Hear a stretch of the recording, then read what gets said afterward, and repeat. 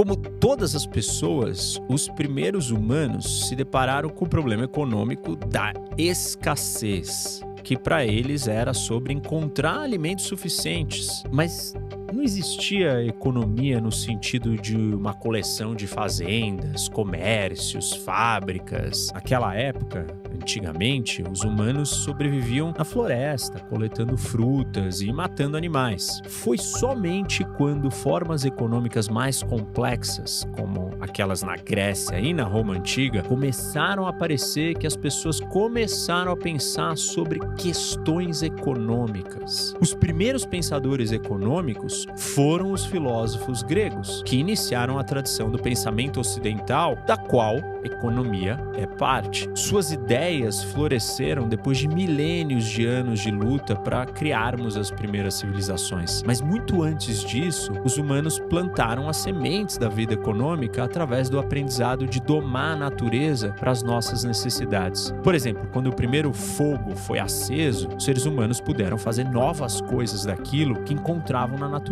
Construíram potes de argila e cozinharam refeições usando plantas e animais. Por volta de 10 mil anos atrás, veio a primeira revolução econômica. Um bando de humanos inventaram a agricultura quando descobriram como crescer plantas e domar animais. Mais pessoas podiam sobreviver em uma terra e se agrupar coletivamente em vilas. Nesse começo, civilizações com economias complexas apareceram na Mesopotâmia, onde fica o Iraque hoje. Um significado importante da palavra complexa é que as pessoas não precisam produzir sua própria comida hoje em dia. Se a gente quiser comprar comida, nós vamos no supermercado, sem jamais ter que aprender ou lidar com essa atividade de agricultura. A Mesopotâmia continha grupos de pessoas que jamais tinham cultivado cevada ou tirado leite de uma cabra. Eles eram os reis que governavam as cidades e os seus sacerdotes no comando dos templos. Complexidade econômica era possível devido às pessoas terem se tornado tão boas no cultivo de grãos e na pecuária que os agricultores podiam produzir mais do que necessitavam para si próprios. Ter seus alimentos produzidos por outros demandava organização. Hoje, esse processo acontece via comércio, com compras e vendas, usando dinheiro. Mas nas sociedades antigas, as tradições determinavam como tudo ia funcionar. Os grãos eram levados aos templos como oferendas e compartilhados pelos sacerdotes. Para organizar a distribuição de alimentos, as primeiras civilizações inventaram a escrita. Alguns dos primeiros exemplos que possuímos hoje são listas de entregas de grãos por agricultores. Uma vez que os oficiais podiam escrever, eles podiam levar uma parcela do que os outros produziam. Em outras palavras, taxá-los, criar impostos e usar os recursos para cavar mais canais, para distribuir água para a agricultura e construir tumbas para honrar os reis. Alguns séculos antes do nascimento de Cristo, civilizações humanas existiam na Mesopotâmia, Egito, Índia e China por milhares de anos, e os ingredientes estavam presentes para a nova civilização que apareceu na Grécia. Ali as pessoas começaram a pensar mais profundamente sobre o que seria ser um humano vivendo em uma sociedade. Hesíodo, um dos primeiros poetas gregos, disse sobre o ponto de partida da economia, abre aspas, Deus manteve o alimento oculto, fecha aspas. Pães não caem do céu e para termos o alimento precisamos plantar a cevada, colher e transformar fermento e assar para produzir o pão finalizado. Em outras palavras, os seres humanos precisavam trabalhar para se manter vivos. Um dos maiores filósofos gregos, Platão, ele imaginou uma sociedade ideal. E a economia era muito diferente do que nós imaginamos hoje em dia. Razões óbvias, como eu mencionei para vocês no começo. O contexto era totalmente diferente. Só para vocês terem uma ideia, a noção de nação, de Estado-nação, não existia. A sociedade grega era composta de cidades-estados, como Atenas, Esparta e Tebas. Os gregos chamavam as cidades-estados de polis, onde a palavra política se originou. A sociedade ideal do Platão era, portanto, uma cidade compacta e não um país grande. Ela deveria ser organizada de perto pelos governantes e existia pouco espaço para os mercados onde o alimento e o trabalho podiam ser comprado ou vendido por um preço. Vejamos a mão de obra do trabalho, por exemplo. Hoje a gente pensa em como nós vamos usar o trabalho como uma opção. Talvez você deseje se tornar um médico porque você gosta de tratar as pessoas e quer ganhar bem. No estado ideal do Platão, todo mundo tinha o seu lugar na sociedade pré-determinado ao nascer. A maioria das pessoas, incluindo os escravos, trabalhavam na terra. Essa maioria, então, eram as classes baixas. Acima dessa classe baixa, o Platão colocava a classe das almas de prata dos guerreiros. Essa primeira classe que eu mencionei era a classe bronze. No topo estavam os governantes, um grupo de filósofos reis, homens com a alma de ouro. Próximo de Atenas, Platão fundou a sua famosa academia para criar os tais dos homens sábios que estariam preparados para governar o resto da sociedade. Então vamos lá, resumindo. Platão dividiu a sociedade ideal em 3 categorias. A base da pirâmide, a mais baixa, eram os agricultores. A segunda categoria, que seriam esses de prata, né, essa alma de prata, como ele diz, eram os guerreiros, soldados. E no topo da pirâmide nós tínhamos os filósofos reis, que eram aqueles com a alma de ouro, mais capacitados para governar, preparados para governar todo mundo. Platão, ele desconfiava da busca pela riqueza, tanto que no seu estado ideal, os soldados e reis não eram permitidos possuir propriedade privada para não serem corrompidos por ouro e palácios, né? Ou seja, bens. Ao contrário, eles tinham que viver juntos e dividir tudo. Até mesmo as crianças seriam criadas em comum por todos, ao invés dos seus pais de sangue cuidarem delas. Platão temia que a riqueza seria muito importante para as pessoas e isso causaria competição. Eventualmente, o Estado seria governado pelos ricos, que seriam invejados pelos pobres, e as pessoas acabariam discutindo e brigando. O outro grande filósofo, Aristóteles, que por séculos pensadores consideraram ele a autoridade máxima, tanto que ele ficou conhecido como o filósofo. Aristóteles criticou o plano da sociedade ideal do Platão e ele, ao invés de imaginar uma sociedade ideal, pensou sobre o que funcionava dado as imperfeições das pessoas. Ele acreditava que não seria prático banir a propriedade privada, como Platão tinha recomendado, e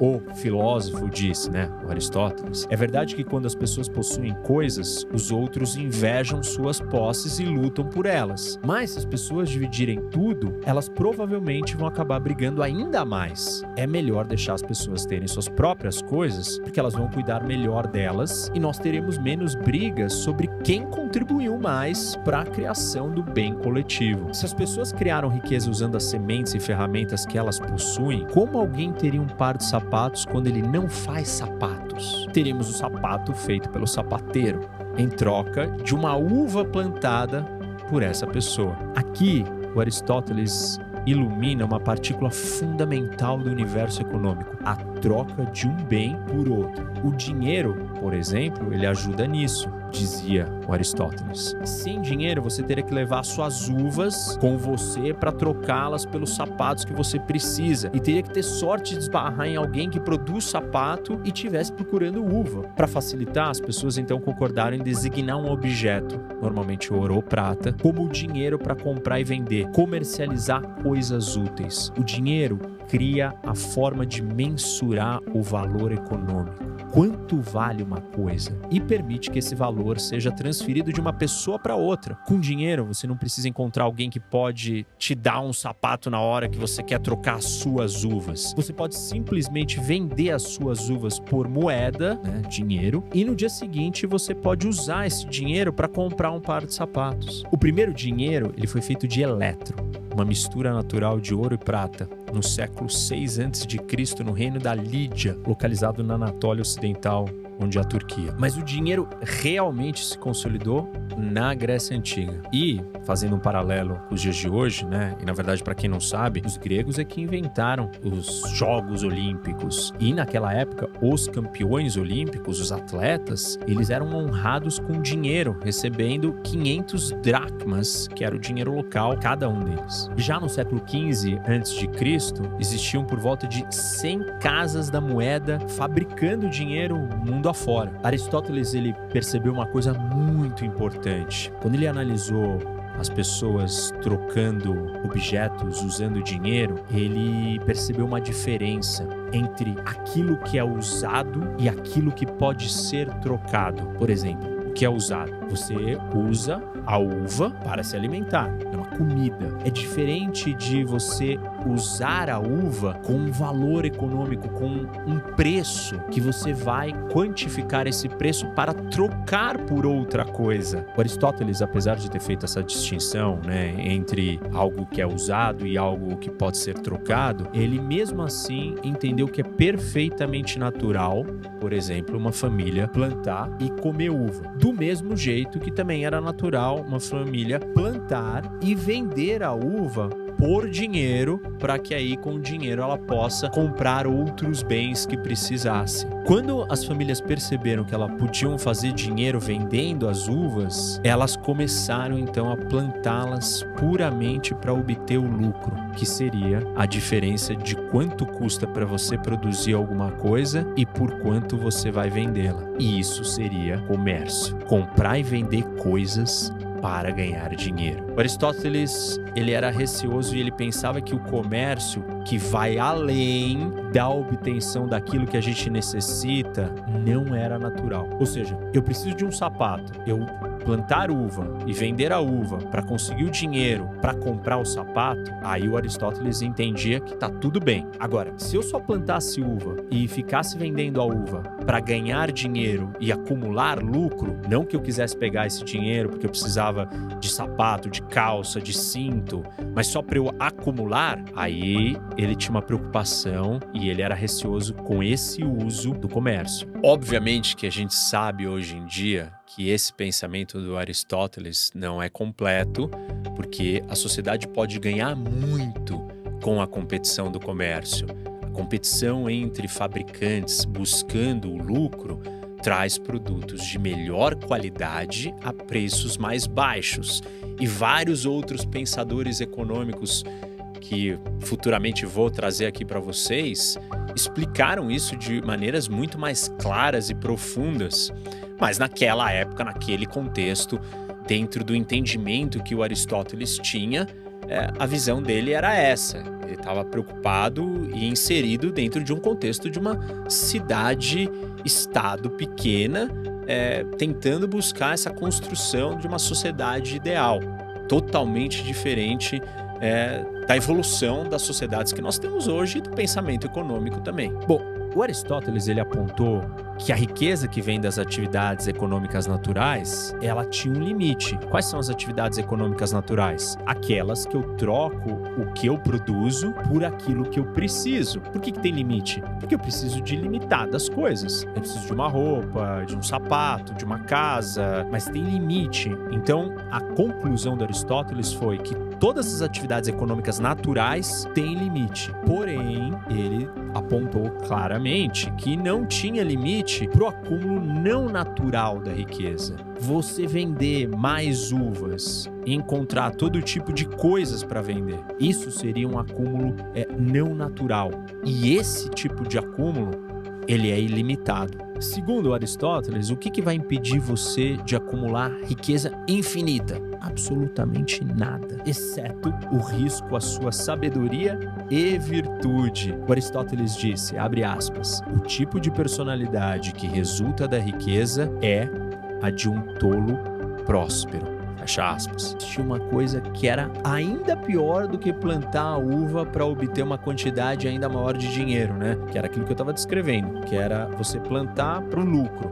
Ainda tem uma coisa que é pior para ele, que seria você usar o dinheiro que você ganhou plantando, você vai usar esse dinheiro para ganhar ainda mais dinheiro. Se o uso natural da uva era servir de alimento, né? A uva é uma comida, então o uso natural dela é ser alimento. Ou trocá-la por outra coisa, né, que ele aceitava, porque afinal de contas você não vai produzir tudo, então você precisa trocar e você usa a uva para a troca. O uso natural do dinheiro é para ser apenas um meio de troca. Fazer dinheiro do dinheiro, ou seja, você pega esse dinheiro e empresta para outras pessoas e esse empréstimo você cobra um preço, que seria uma taxa de juros, para o Aristóteles a forma mais não natural possível de uma atividade econômica. Ou seja, o ataque do Aristóteles no empréstimo de dinheiro influenciou o pensamento econômico por séculos. Para o Aristóteles estava claro que a virtude estava nos agricultores honestos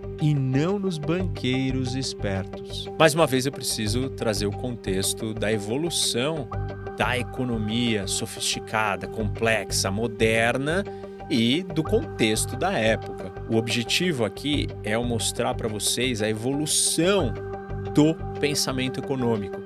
E o Aristóteles, quer dizer, primeiro o Platão e depois o Aristóteles, vão evoluindo na forma de pensar. Só que óbvio que a história da economia, do dinheiro e de tudo que a gente conhece não termina neles. Mas nessa época a visão deles era essa. A gente sabe que o dinheiro ele tem um valor. Ele não é só uma ferramenta de troca. Ele é um método de mensurar o quanto as coisas valem. E talvez essa outra função do dinheiro não estava evidente para o Aristóteles numa sociedade com uma economia tão pequena, básica e rudimentar, quase que de subsistência de todos. Bastante diferente da nossa realidade gigantesca e da economia moderna. Só voltando então aqui para o pensamento dos gregos, dos filósofos gregos, enquanto o Platão e o Aristóteles eles escreviam sobre essas visões e teorias econômicas, a sociedade grega estava se distanciando dessas filosofias econômicas dos pensadores, dos filósofos. O mundo estava em transformação. A cidade-estado grega ela estava em crise. Atenas e Esparta tinham travado uma longa guerra. Os desenhos econômicos dos filósofos eram maneiras de se apoiar nas glórias do passado. A solução do Platão era um Estado disciplinado e Aristóteles era um guia prático para salvar a sociedade do grande comércio. Mas os gregos estavam ficando fixados no dinheiro, porque a economia estava crescendo, porque as trocas estavam aumentando. Enquanto o Platão e o Aristóteles condenavam esse amor, né, ou essa proximidade ao dinheiro. Existiam alguns rumores que o governante de Esparta, ele compartilhava dessas visões, né, do Aristóteles e do Platão, e ele desencorajava o ganho do dinheiro, fazendo das moedas da cidade barras de ferro tão grandes e tão pesadas que elas tinham que ser puxadas por bois. Mas no resto do mundo grego e no resto do mundo, o comércio florescia e crescia sem limites. As cidades comercializavam uvas, grãos e vários outros bens. Depois do Platão e do Aristóteles, as correntes do comércio fluíram ainda mais longe, levadas pelo seu pupilo Alexandre o Grande, com seus exércitos alcançando o Mediterrâneo e além, e espalhando a cultura grega pelo seu vasto império. Eu falei que o Alexandre o Grande era o pupilo do Aristóteles porque o Aristóteles foi o grande professor do Alexandre. Bom, como todos os impérios, os gregos e romanos morreram. E os pensadores também ficaram para trás. E com o fim do Império Romano no século V, quem vai assumir o pensamento econômico são os monges cristãos. E aí nós vamos entrar numa nova era, num novo capítulo da história da criação da economia.